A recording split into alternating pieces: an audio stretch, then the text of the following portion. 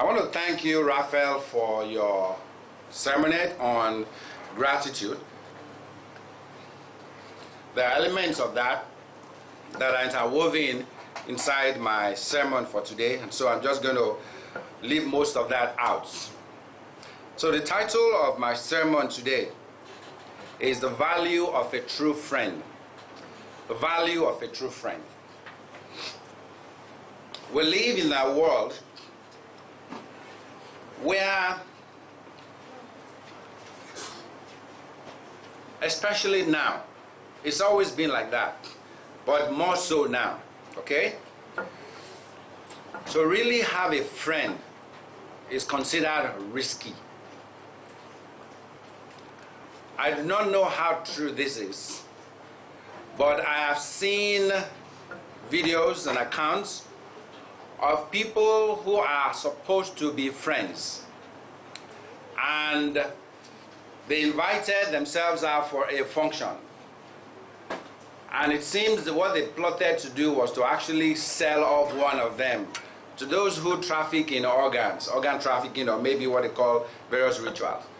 This is not just for people who are adults, it has happened to those who are also young ones. I have read accounts of students, people in their teen years, who actually will kill one of their friends to use body parts for some ritual. I have read so many things online of people who constantly say, I have no one, I have no friend. God, it is only you. And I'm thank God, I'm thanking you. And it's only you, it's only God and me. I have no one, no friends.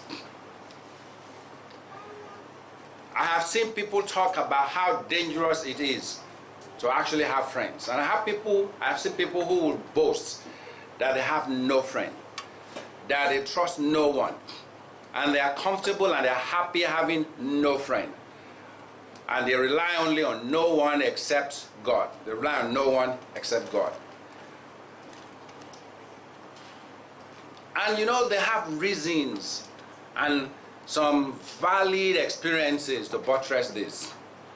I have seen pictures and memes, as you call them, of people who will, a picture, an image of people hugging each other, and one of them has a knife in the hand to stab the one in the back. They have made enough movies about friends who will be laughing at you, and yet they are plotting your downfall. And it makes us become very cynical about friendships. It also makes it easy for people to be more ungrateful, because then we become people who take and who just get what we get from others, and we see no value in those around us. And we see people as just objects that perhaps maybe God has used in one way or the other to bless us. And therefore they have no value to us, and they have no importance to us. And we think little of probably maybe throwing them under the bus, using that expression. Brethren, the world is a dangerous place, no doubt about it. But one of what the Bible calls the mark of true religion in the book of James is to be unspotted from the world, isn't it? To be uncorrupted by the world. Jesus Christ prayed when he was on earth for his disciples and those who will come after them, extending to us. He said he was praying to his Father not to take his disciples out of the world, but to at least protect them from the evil one. So we still have to be in this world, but we must still reflect the principles that God expects us to. And that is not easy, because the world around us is a wicked world. It's a dangerous world. You will see a lot of picture images on Instagram, on Pinterest, talking about no one should be relied on. And there is no friend you can rely on. And you can have no hope in anyone except in God. And that is true. The scripture says, do not put your trust in man or in princes or in anything. Put your trust in God.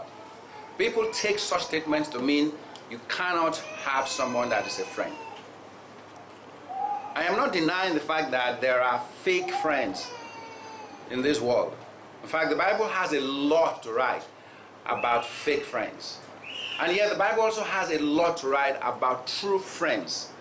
Incidentally, most people assume in the world they have today, they don't want to, they cannot, they shouldn't even have any kind of friendship that can be true and pure to a point that you can say, you know what, within human reason, I can rely on and I can trust this individual.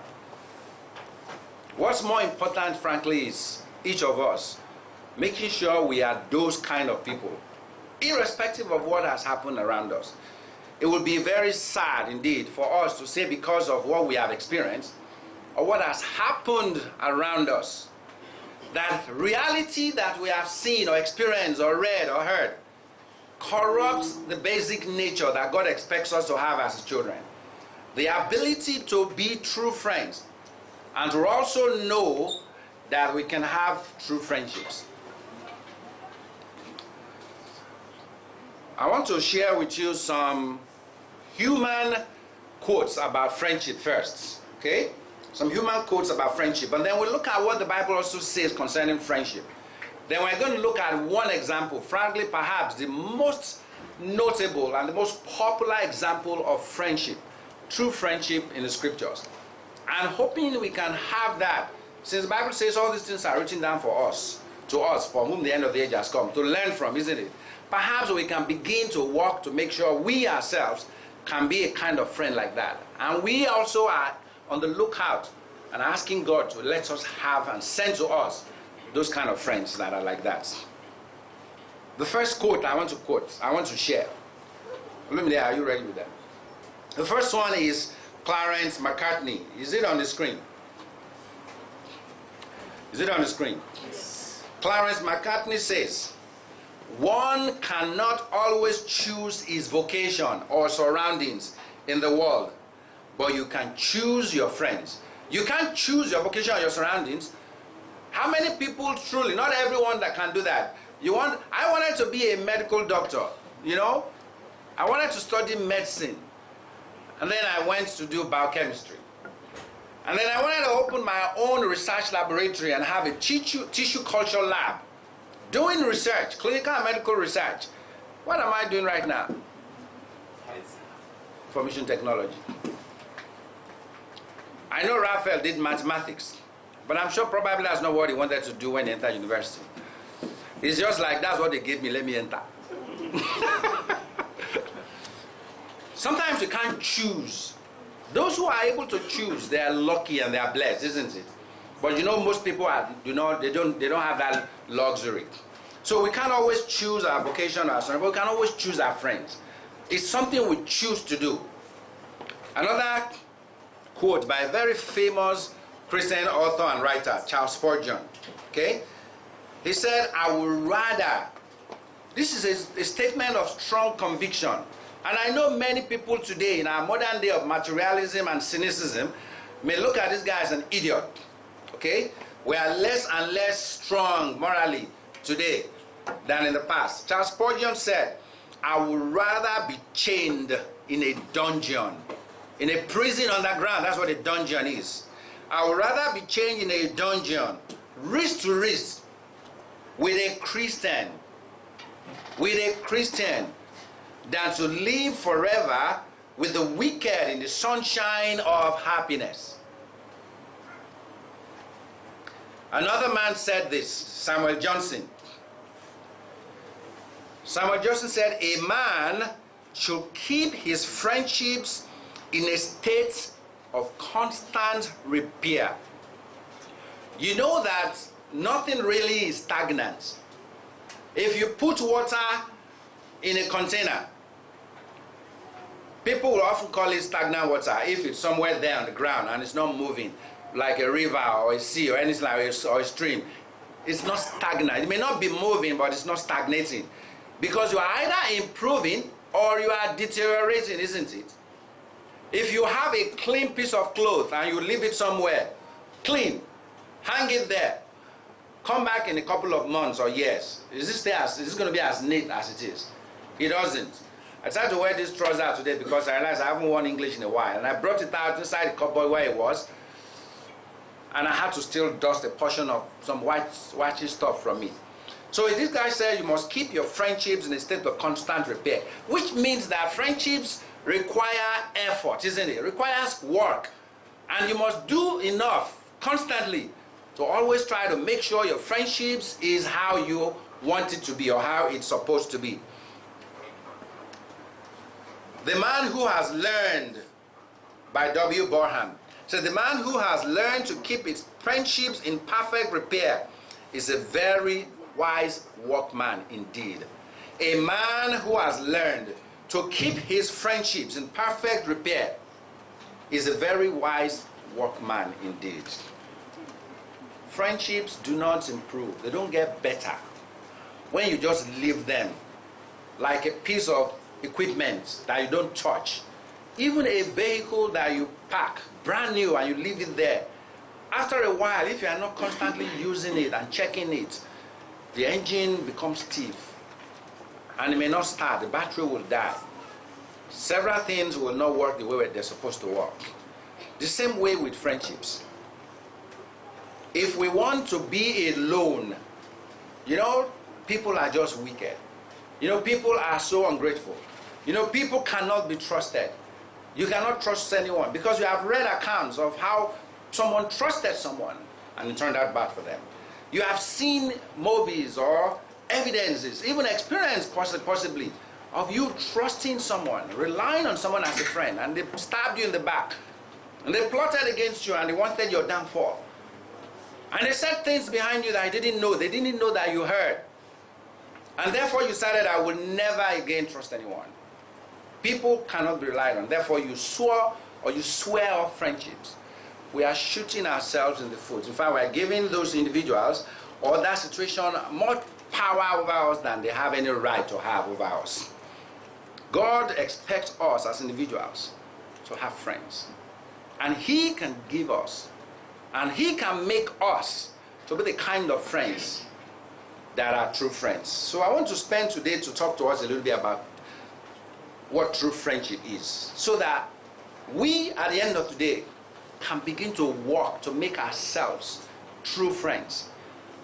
And also be praying that God will show us and expose to us those who can be true friends. And irrespective of whatever it is that happens to us, we will remain true friends. And the scripture says, let God be faithful, even if everyone else is what? Unfaithful. Let Him be true, even if everyone is untrue. Ralph Waldo Emerson, he said, the glory of friendship is not in the outstretched hand. It's not in the kindly smile. It's not in the joy of companionship. It is in the spiritual inspiration that comes to one when he discovers that someone else believes in him and is willing to trust him. You know, one of the most encouraging things about God and Jesus Christ, the scripture says, while we were sinners, at the right time, they demonstrate their love, isn't it? Christ came and died for the ungodly.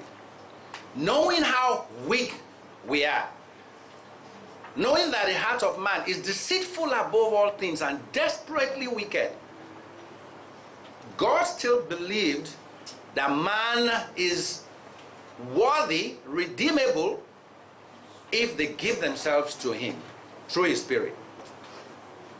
And Christ said, I will never leave you nor forsake you.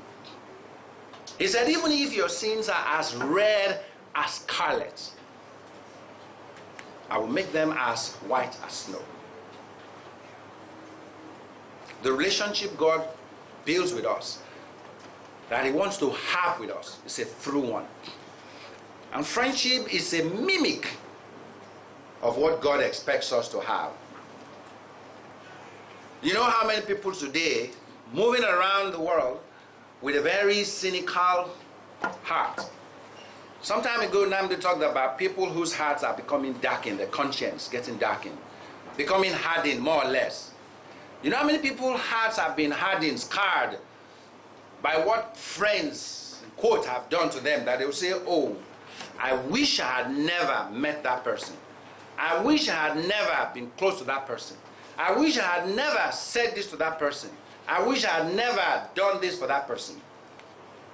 But that shouldn't change us. The fact that there are those who we look to or we regard as friends, and yet they turn out to be people who are ungrateful, disloyal, or backstabbers, or bad friends, does not negate the fact that we need to be true friends, and that we can still have true friends, and that God can send those to us, and we will recognize them.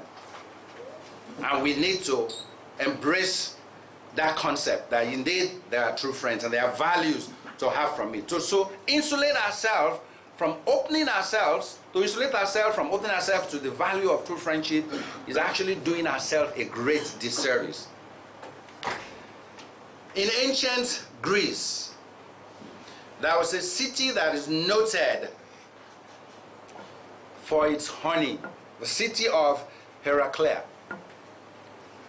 Everybody all over would say the honey that comes from Heraclea, wow, is the sweetest honey you can think of. And people look forward to that honey, and it sells very well. Merchants will buy it and they'll ship it and they'll label it from Heraclea.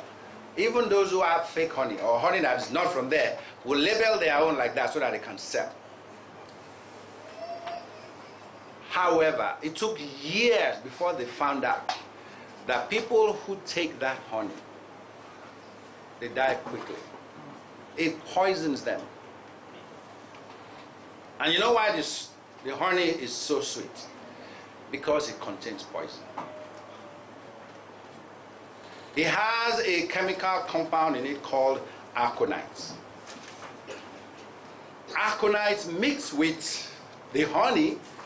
When the bees go to that aconite flower and they are taking its nectar, and then they use it and they make their honey, it mixes with the aconites and produces and gives a very unique sweet taste to that honey. But taking continuously begins to poison the individuals until they die. You know, there are some friends like that, they are very sweet. And the reason they're that sweet and that good to you is because they are planning and plotting to destroy you. Yeah, the honey is like that. But you know, there are many, many other honey who are not poisonous. Do you mean because you now know that there is a honey that has aconite and is poisonous, therefore I will never take anything sweet again? Can we make that choice? The same way when we feel that because of what we have experienced, what we have read, or what we have seen, we therefore cannot have friendship. So there's no value to friendship. It's just me and me alone.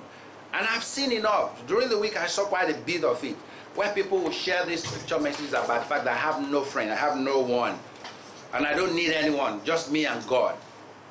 And I just feel sad for people who are shutting themselves off from the value of friends. They will die lonely and they will deceive themselves and delude themselves that they're happy and they have God. Let's look at a couple of scriptures to talk about what the Bible says concerning honey. Concerning friendship. Because more often than not, okay, when we minimize the impact that other people have in our lives, it's an act of ingratitude. And God has put in nature a universal law that ungrateful people will slowly and gradually lose that which they have. God will take it from them. It's like in the story of the talents. The man who was given 1 talent, he went and hid it. You know, I know you are a kind of man who takes where he does not eat. Not even grateful for that one he had.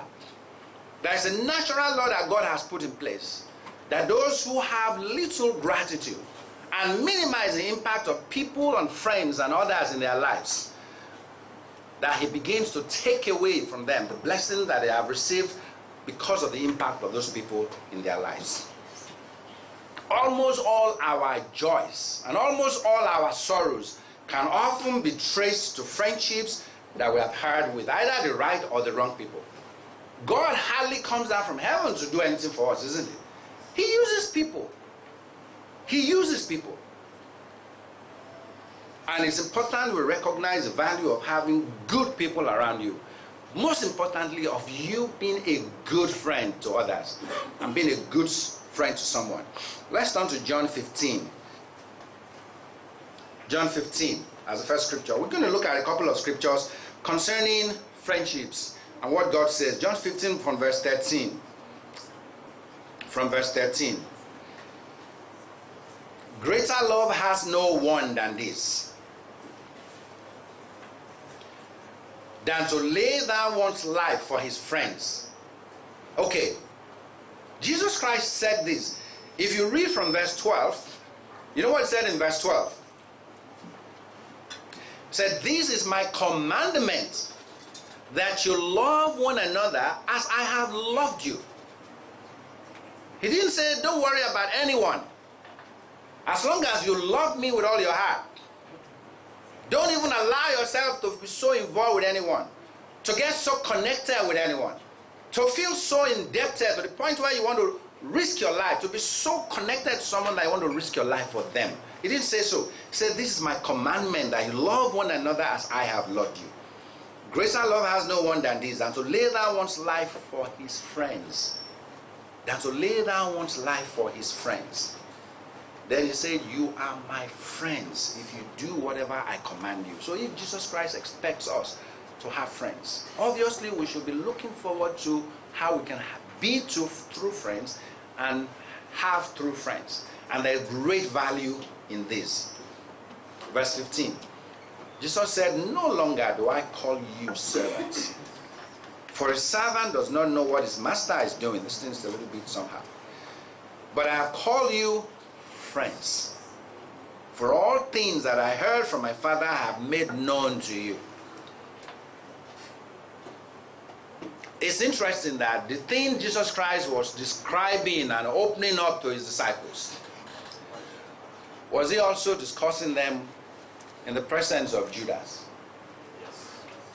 Did he know Judas was going to betray him a couple of days to his betrayal? Or he knew right for quite a couple of years? They were together 3.5 years. He must have known for quite a while that this is the guy who's going to betray me, isn't it?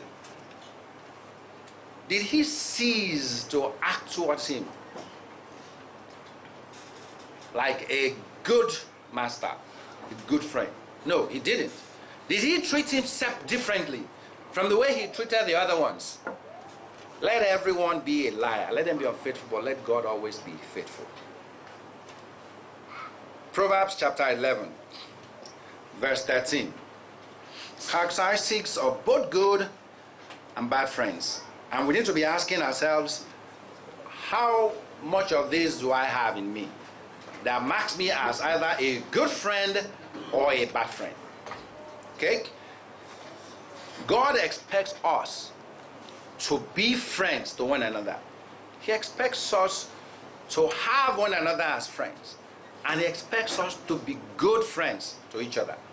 The same way he was relating to us, and he wants to relate to us, and he's relating to us as a friend, as our Lord and Master. He wants us to relate with one another in such good terms and get the benefit and the values that come from it. And first of all, describing and talking about some of these characteristics first. Proverbs 11 verse 13 says, a talebearer reveals secrets. That is someone who takes what has happened and he begins to go and talk it up and down. Are those kind of friends good friends? Obviously, those are not good friends. You know, a stranger will hardly come and meet you and be telling you something about not someone else, isn't it? It's obviously going to come from people you look on and you consider friends, right? But he who is of a faithful spirit conceals a matter. Again, it's talking about qualities of good friends. Ecclesiastes chapter 4, from verse 9. Ecclesiastes chapter 4, from verse 9. I don't need anyone as long as I have God. I don't need anyone as long as I have God. And all the people that God may use for me is because just God using them, they have no value. That's ingratitude, isn't it? That person doesn't understand the value of true friendship. And they risk God taking from them all that God has given them and maybe give them. From verse 9, Ecclesiastes 4 from verse 9. Two are better than one, because they have a good reward for their labor. For if they fall, one will lift up his companion. So a true friend obviously will be there when a friend falls to do what? To lift them up. Are you a good friend? To those you call friends. Do you see them fall? And all you do is you are smiling and laughing and probably maybe taking a video so that you can share it and make them, make them look funny. Are your friends true friends? When they see you fall, will they lift you up? Do you have people when you are in a ditch you can call, no matter what the time, and they will come to your aid and give you a helping hand to lift you up? Do you have friends like that? If you don't, you are missing out on some of the blessing that God expects us to have. Woe to him who is alone when he falls, for he has no one to help him up. It's not because God has abandoned us. God walks with us as individuals, human beings. There's a place in scriptures in John that says, how can you love God whom you did not see? You are not even seeing. God whom you do not see. You haven't seen him. You are not seeing him. You can't see him until when he comes. When you don't even love the fellow man whom you see. To those who say, I don't need anyone, it's just me and God, I don't need anyone. We need to work to make ourselves good friends. And we need to make sure we also have good friends in our lives. See how we can get those before we conclude. Again, if two lie together, verse 11, they will keep warm. But how can one be warm alone? Even though one may be overpowered by another, two can withstand him. And a threefold cord is not quickly broken. The fact is, God is a relational God. He has no need of anything we have. He is all sufficient, and yet he said, let us make man in our image. He wants to bring mankind into a relationship with him so that we can be like him. And he said he calls us to be a part of his family so that we can be fitly joined together. He prayed and said, let them be one as you and I are one. He still wants us to relate and be good friends to one another because there are great values in that. And we need to know those values so that we can be working to develop this in ourselves and look for those who have these qualities in themselves as well. And even though we can't choose who God will call to walk into this place, we actually can choose those we see are responding and allowing God to work with them, to change them, and to make them the kind of people that he wants us to be. Proverbs 18 verse 24. Proverbs 18:24. A man who has friends must himself be friendly.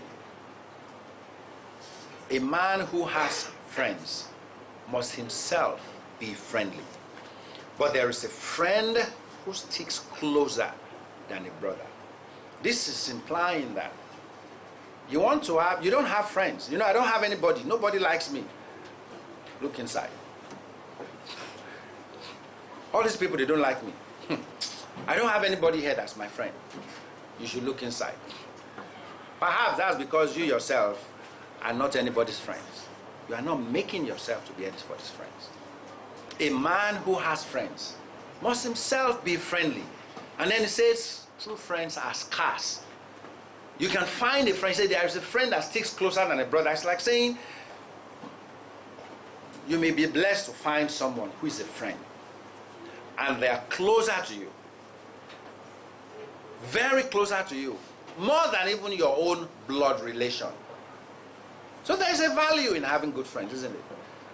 We can't assume that God who created us is only going to be working with me alone. And everybody else around me that he has even called to be a part of him or who is responding to his calling, that God is working with to refine and purify, they're not good enough for me to receive them and relate to them as a brother or as a friend. Obviously, when I say brother, I'm including generic, brother or sister or as a friend. There are benefits to being a true friend and having a true friend. Proverbs 17:17. Proverbs 17:17. A friend loves at all times, and a brother is born for adversity. You see, if you have a friend that in your good mood, they still care about you. In your bad mood, they still care about you. When you mess up, they're still concerned about you. Even when they are rebuking you, it's out of concern. They can look you in the eye and tell you the truth. You know, there are people who have friends. And when they, let me use a very easy analogy that is by far not,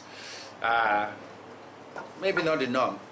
So maybe I wear these clothes and I look at it and I feel, wow, this clothes is wonderful. Or I do this hair and I'm like, I look super. Then I come and meet my friend. Hey, Wale, my friend, how are you now? I mean, look at me, how do I look? Well, you look really good, but it's your clothes. Eh? The hand said, look like, the way the hand is looking. My friend, I beg, go and sit down. That you never say anything good. Wait, what's wrong with the hand? What is wrong with this hand? You know, there are friends who can't tell their friends what they see is wrong about them or what they do.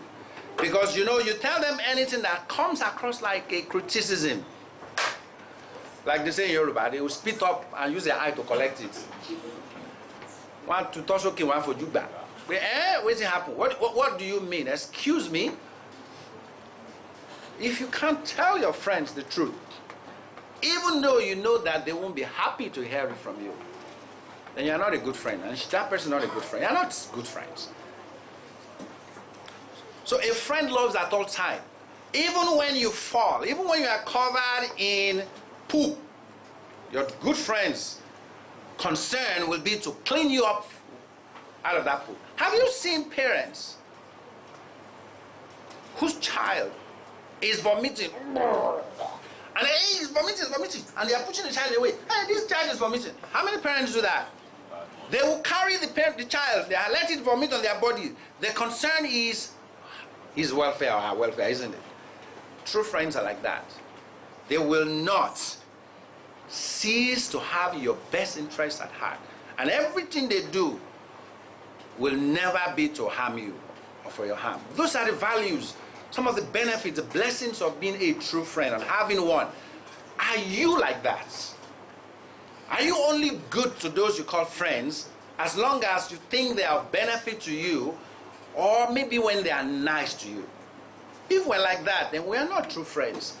Indeed. And we should work to make sure we develop that mindset and attitude of being a true friend. It says a brother is born for adversity. You know what the scripture says? Is it Proverbs? I can't remember whether it's 17:24. Something says, or 10:24.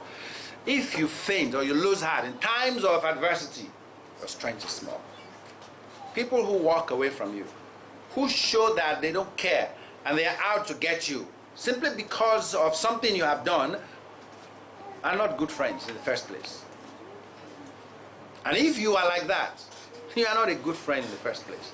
We do not have those qualities of good friends. These are things we often overlook. Okay? Proverbs 26 verse 18. Proverbs 26 from verse 18. This might not seem like it's talking about friendships, but it's really talking about it as well. Verse 18 says, like a madman who throws firebrands, arrows, and death is the man who deceives his neighbor. That neighbor could also be translated his colleague, his friend, his acquaintance, somebody he is familiar with, and says, I was only joking, na cruise, na prank. Where there is no wood, the fire goes out, and where there is no talebearer, strife ceases. It's saying that friends will be sensitive to one another. Friends will be very sensitive to what hurts or offends one another. And they won't just take you for granted. They will not just be so focused on fun or laughing at your expense. They will be sensitive to those things that they know will create problem or issues or harm or embarrassment for you. Those are some of the characteristics and benefits of being a friend. Proverbs 27 verse 9. Proverbs 27 verse 9. I said this one earlier, but I wanted to just read this as a scriptural reference. That friends will tell you the truth, even if it's not welcome, even if it's unpalatable. They will tell you, my friend, they can start with, my friend, you know, this thing you did is very stupid. You know, those who are sensitive, what they will say is, so you are calling me stupid. He said, this thing you did is stupid. Oh, so I'm stupid, Abi? I didn't say you are stupid. It can become an argument. Some of my closest friends from primary school that will still remain good friends today are those friends who, if they need to call me and call me a fool, they'll call me a fool. Akinbo, you are very stupid. What's your problem? How you do this kind of thing? And we can talk and shout and argue. My friend, will you stop that nonsense? Will you get yourself? You are stupid. You are an idiot. We'll talk and talk. No, I'm telling you this thing there is. I can talk and talk and talk. Okay, I don't hear you. Thank you. But it don't do that. We argue. They can talk too strongly to me. I can talk strongly to them. And no matter how angry they get, 10 minutes later, when I call them and say, Oreba, they will talk to me as if we're normal. And over the years, you realize that thing you did that caused them to talk to you so strongly, it never removed how much you value them. In fact, it strengthens even the friendships that we have. Those are some of the values of friendships. May we all have those friends that are going to be around us, who when they see us stepping on poo or working with things that are not supposed to be, they can tell us, and we'll respect them and we'll value them. And we'll not just prickle and just be a little bit upset. Ointments and perfume delight the heart, and the sweetness of a man's friend gives delight by hearty counsel. That hearty counsel does not necessarily have to be something you like to hear. It could be something you don't want to hear, but it is from the heart, it is sincere. Like it says in other scriptures, it says, faithful are the wounds of a friend. A friend can injure you, but you can trust that that injury is not done just to harm you for the sake of it. It's done with the intention of letting you be better. Faithful are the wounds of a friend. Move down a little bit. In that same Proverbs 27. The place I just said is in verse 6 that says, faithful are the wounds of a friend, but the kisses of an enemy are deceitful. Go down to verse 17 now. As iron sharpens iron, so a man sharpens the countenance of his friend. So obviously there are values to friendships, and there are benefits to it. And as individuals, we need to not take those things for granted. We can never allow ourselves to buy into this modern ideology that I don't need anyone. It's only God I need. And to see people as tools to get something, for some benefit, for some advantage, rather than us seeing ourselves as instruments that can benefit others. Always looking for ways by which you can improve someone's life. We must work to be good friends. And we must believe also that they are good friends. And keep our eyes open to discover these around us and ask God to send them to us. And He will. And even if friends turn out to be less than, it doesn't mean friends are perfect. They're human. We need to look at the core and their intent and recognize that they are either good friends who make mistakes or who fall, or they're just terrible friends who are using us and who are taking advantage and have no care about what it is that they're doing. The next couple of minutes, I want to conclude by looking at one example in the scriptures that we can all relate with, David and Jonathan. And various aspects of their friendship should encourage us to show that indeed there is value in having a friend that is true, and to help us to work to be like that. If we can't, if we refuse to, strive and ask God to help us to be the kind of friends that David and Jonathan are to each other, we will lose out on a lot of things that would have helped us in this life, a lot of joys and blessings that God wanted us to enjoy, simply because we feel, because of what we've experienced, because of what we've seen, because of what we've heard, maybe because of what is bombarding us constantly from social media, from TVs, movies and stuff. We become cynical and believe that I can never, ever, ever have that kind of friend. As a man thinks in his heart, so he is. Human beings call it the law of correspondence. Your outer reality, what happens to you, is a reflection of what you think inside and what you believe. So let's look at David and Jonathan. Their story, I'm not going to read all of it. It's in the book of 1 Samuel chapter 18 to chapter 20. It's one of the most famous friendships in the scriptures. I bet every child who is able to read, at least over 7 years old, probably knows something about David and Jonathan. At a time when David was going through the worst times of his life, God sent to him Jonathan, a friend who could comfort him, who could stand by him, and who could encourage him. That is a true friend. David had no reason to trust Jonathan. He had every reason to not trust Jonathan. How did David's trouble started? He killed Goliath. We all know that, right? Who was threatening the Jews. And everybody was afraid. And David's trust in God made him challenge Goliath. And he killed Goliath. And Saul, rather than being grateful, oh, God used this guy to take away Jonathan. And then what else? He despised him because it seems he was succeeding. He had more fame. He had more regard. He was doing better in his own eyes than himself. And he was consumed by jealousy. He was consumed by murderous jealousy. Obviously, fueled by an evil spirit. And he sought to kill David. He sought to kill David. And David ran.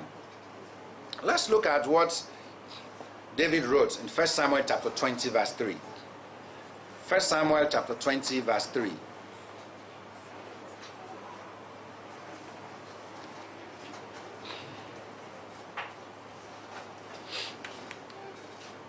David took an oath again and said, your father, he's talking to Jonathan, oh, your father certainly knows that I have found favor in your eyes. And he has said, do not let this Jonathan know this, lest he be grieved. He was talking about the fact that he wasn't going to come for a monthly dinner they used to have, you know. At the end of the month, the families will come together and have a kind of a meal. And he was telling Jonathan, he's not going to come, oh, because this man, your father, wants to kill me. And Jonathan said, no, my father has no reason to want to kill you. In fact, there is nothing my father will plan to do that he won't talk to me about. And David said, you know, David could have said, Jonathan, I beg, don't tell me this. What do you mean your father is not planning to kill me? You can't tell me you don't know that your father is actually plotting my death. How can you pretend you don't know? David could have been cynical, isn't it? He could have been suspicious of Jonathan. He said, look, if you don't know, it's because your father has kept it from you. He knows we are good friends. And therefore, he's not going to tell you what he plans to do to me. Perhaps maybe David was being diplomatic. I don't know. Perhaps he was just being open. He said, do not let Jonathan know this, lest he be grieved. But truly, as the Lord lives, and as your soul lives, there is but a step between me and death. I read this portion of scripture. And I immerse myself in the entire event that has been happening before now. And I can imagine how heavy-hearted David was at this point. He believed there was no way he could survive. His death is assured. The king wants him dead, and there's no way he can survive. Even though I'm running away, I am already a dead man walking. Look at his last phrase there. There is but a step between me and death. I can die anytime. This man is going to get me. He's going to get me. It's like saying the governor of Lagos State is looking for me. How well can I hide? If he has my picture and put it in he can have my picture and put it in every bus, every street, distribute it to every policeman. He can put it on radio and put it on TV and be announcing it and showing my face and offer millions. You'll be thinking one of your close friends, be the one who will say, hey, come and hide in my house. Then go and call them and say, this is not 10 million they are offering. David was sure he was going to die. That was what he told Jonathan. And Jonathan said to David, whatever you yourself desire, I will do it for you. Whatever you desire, I will do it for you. Jump forward to verse 16 of chapter 23, 1 Samuel 23. Read verse 16.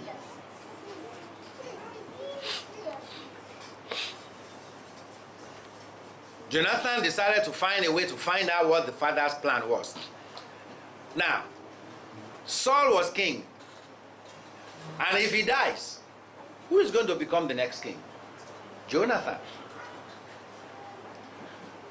But obviously, he knew that God had favored David. In fact, he used his mouth to say so to David. That I know God has favored you, you're going to be the next king. Can you imagine someone but that selfless? He had the most to lose. He needed to just be quiet. Not even plot against David, just be quiet and stay back. And David would have been killed. But he would take inside knowledge, the things that Saul had planned and plotted to do because he was in the palace there. He will get all the details and he will pass it across to David so that David could survive. Friends love at all times. They will protect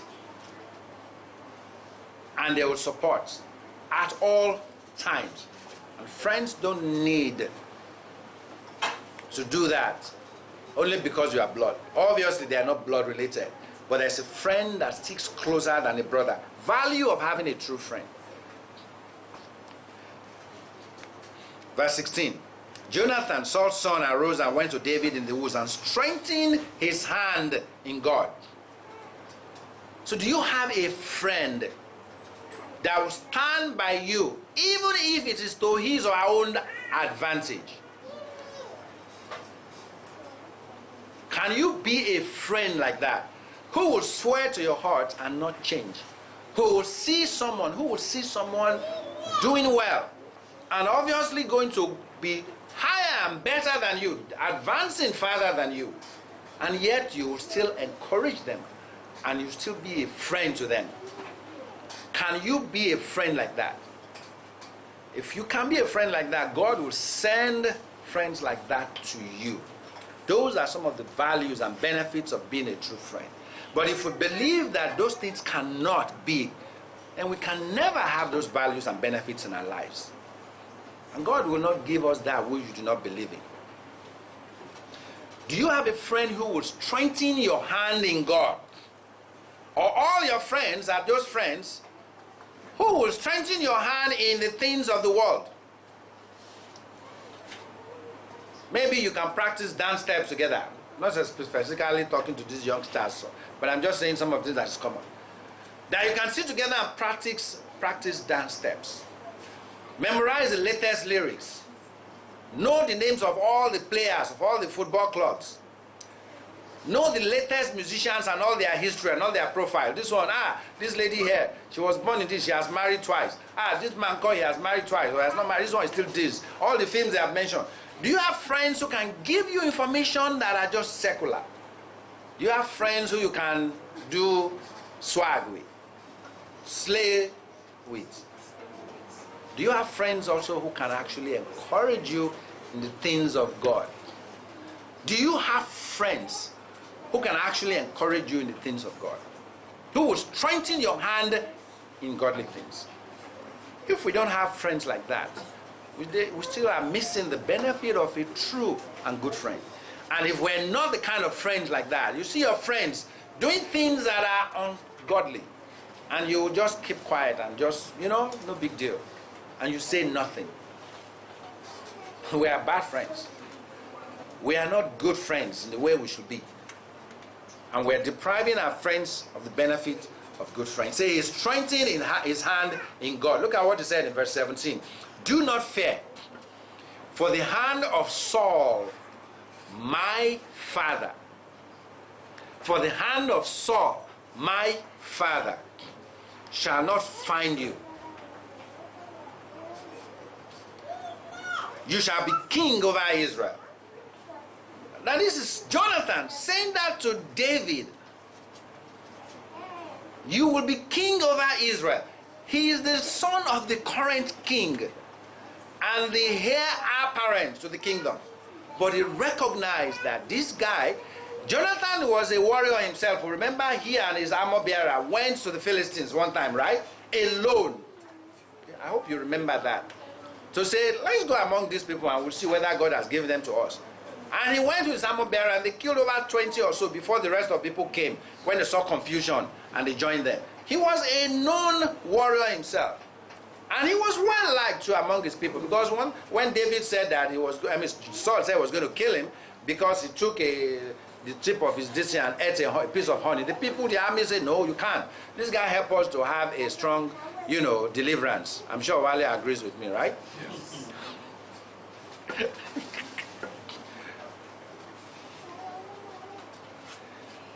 So he was a known warrior.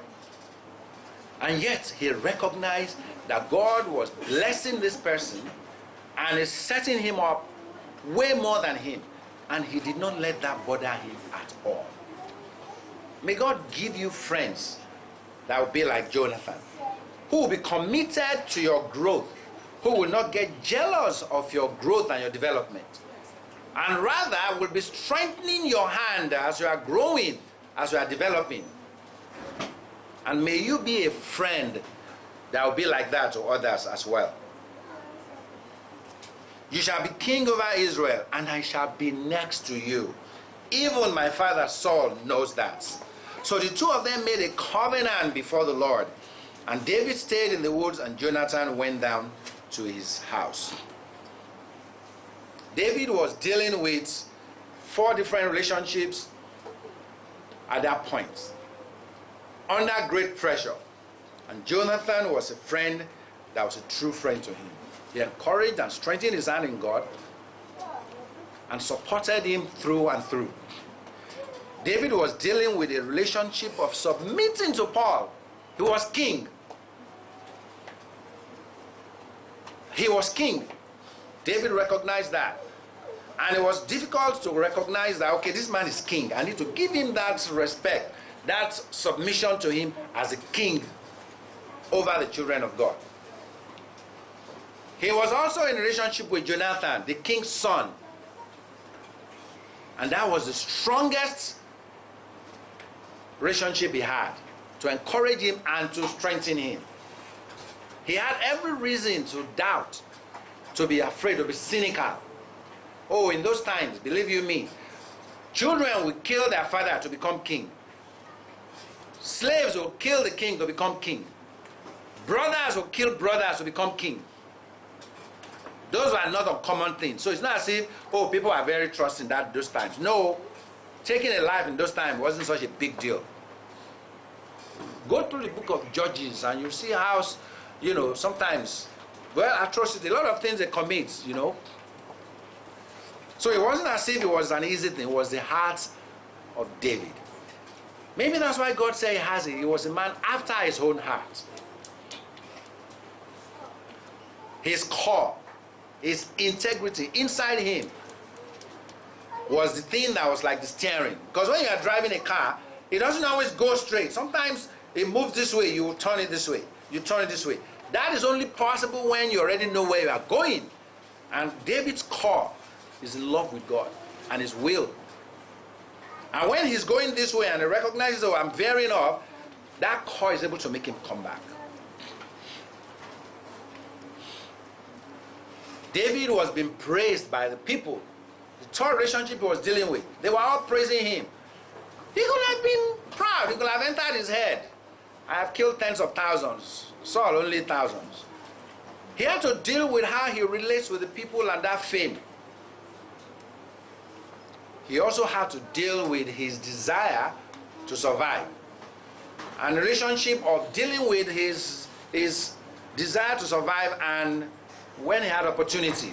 Kill Saul or not kill him. You know, he had opportunity.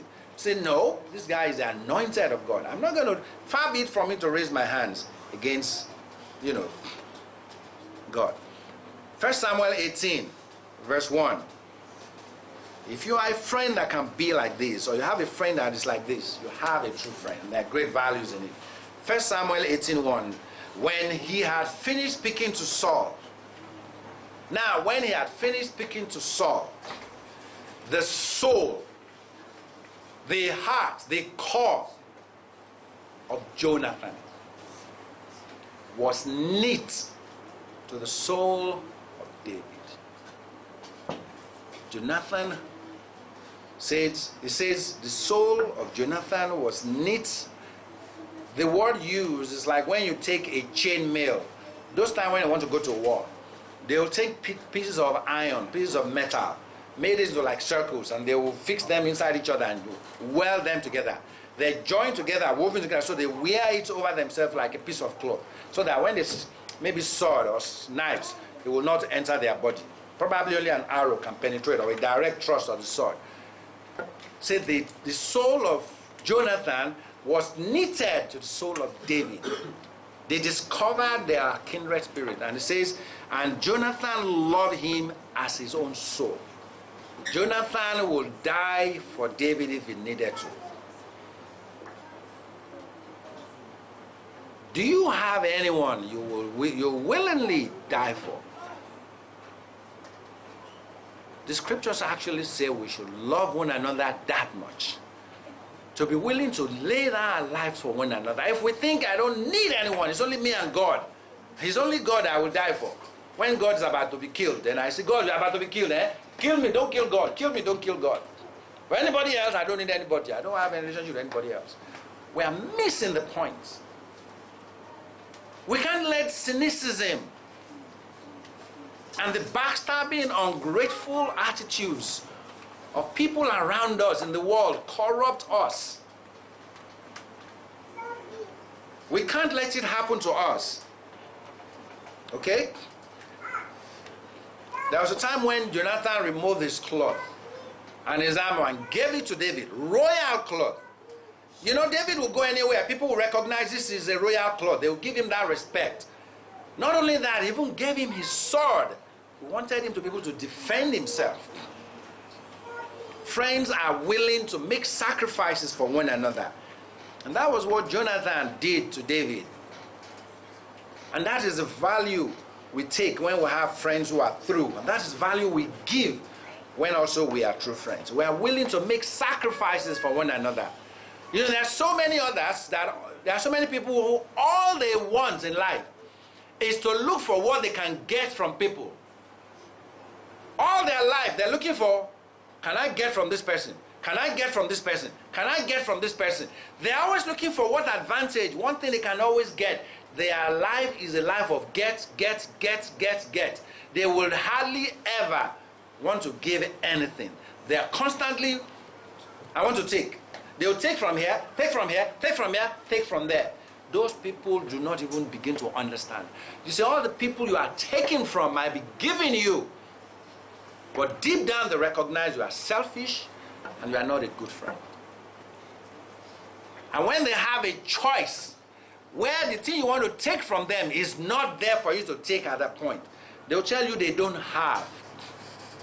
We deprive ourselves of the benefit of enjoying true friendships.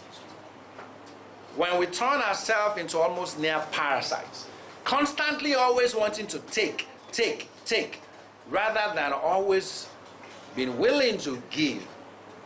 True friends make sacrifices for each other. They make sacrifices for each other.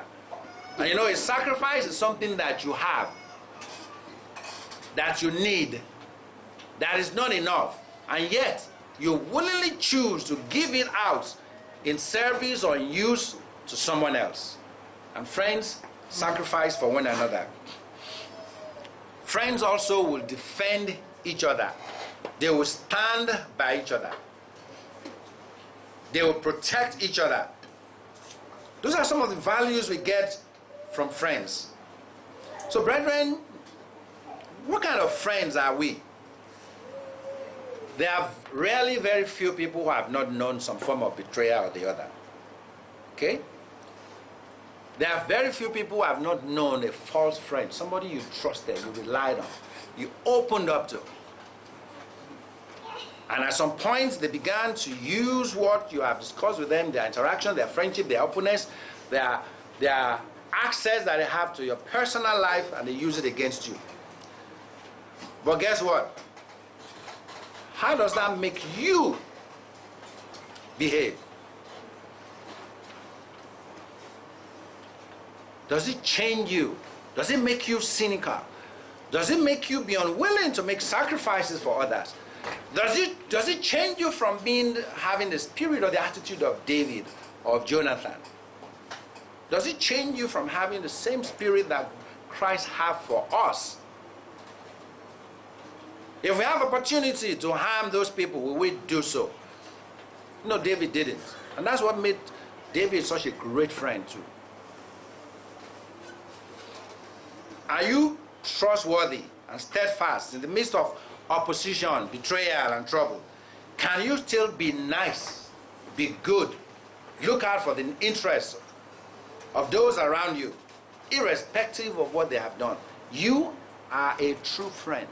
God will send you and bring around you people who will also be the same to you.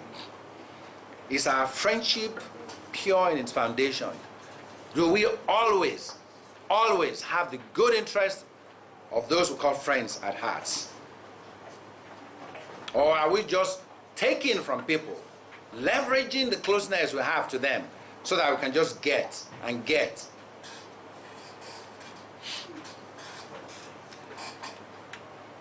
There's a story I read about a man in Scotland who wanted to become a doctor, but he didn't have much money. He struggled and was doing menial jobs, and then finally was able to at least attend some basic medical school. After being able to attend the basic one, he couldn't afford to go to the medical school to become qualified. At least he learned enough to be able to at least work as a doctor's assistant.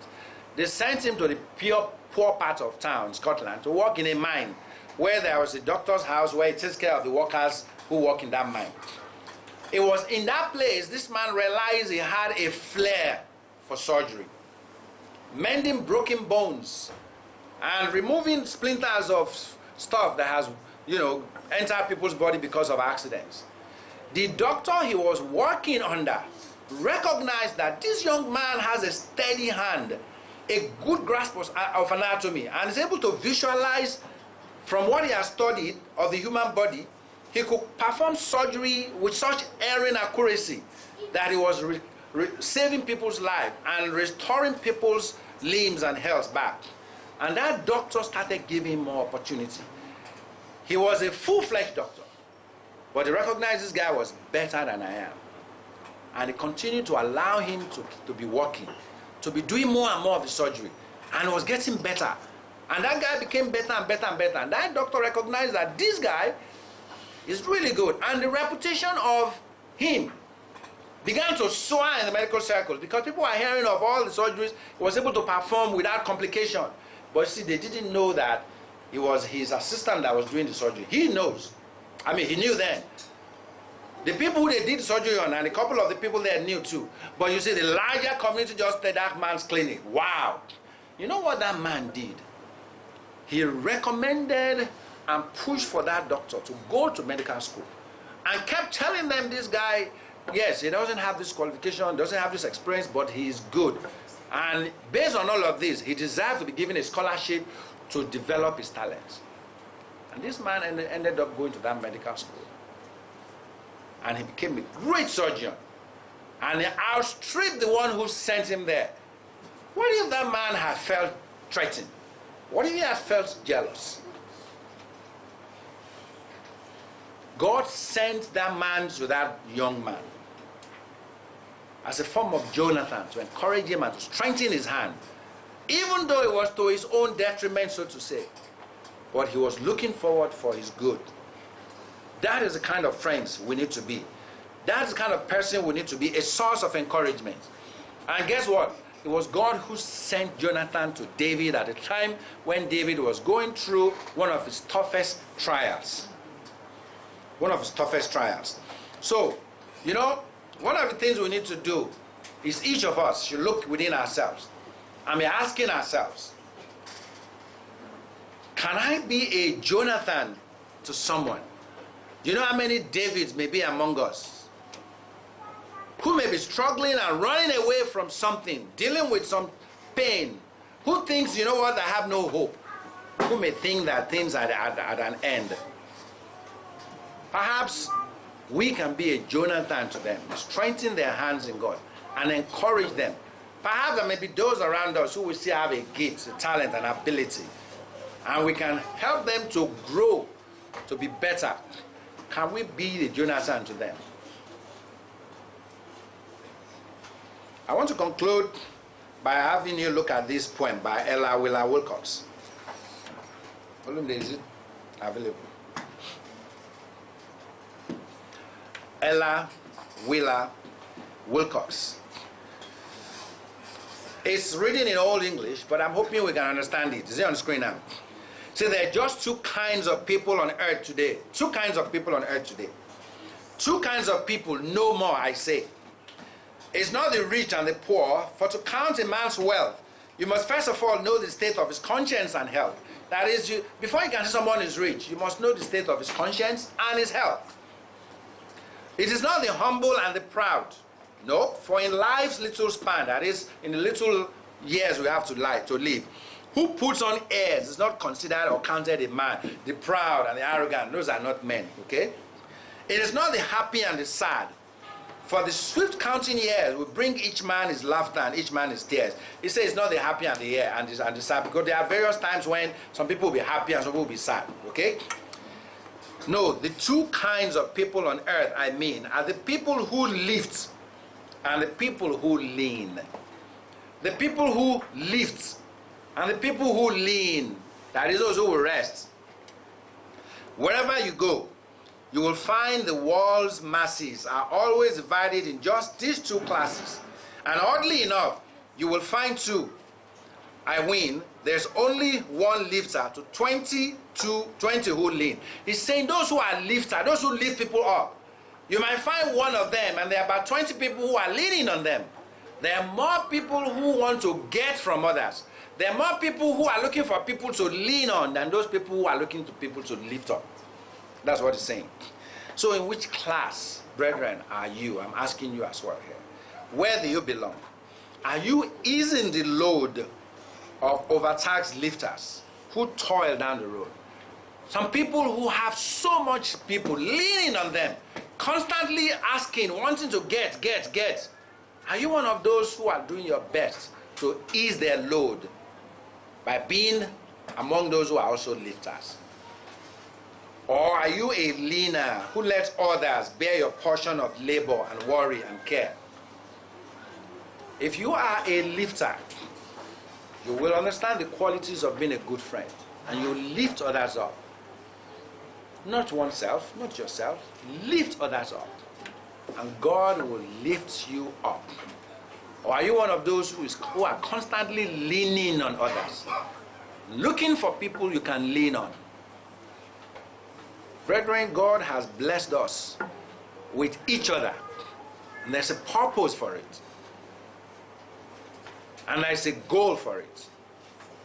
Let's key into it and get the benefits and the joys that comes from being in communion with one another and with God. Make sure we are, and we discover those around us who are also good friends, true friends. For there is great benefit and great value in having true friends. Shabbat Shalom.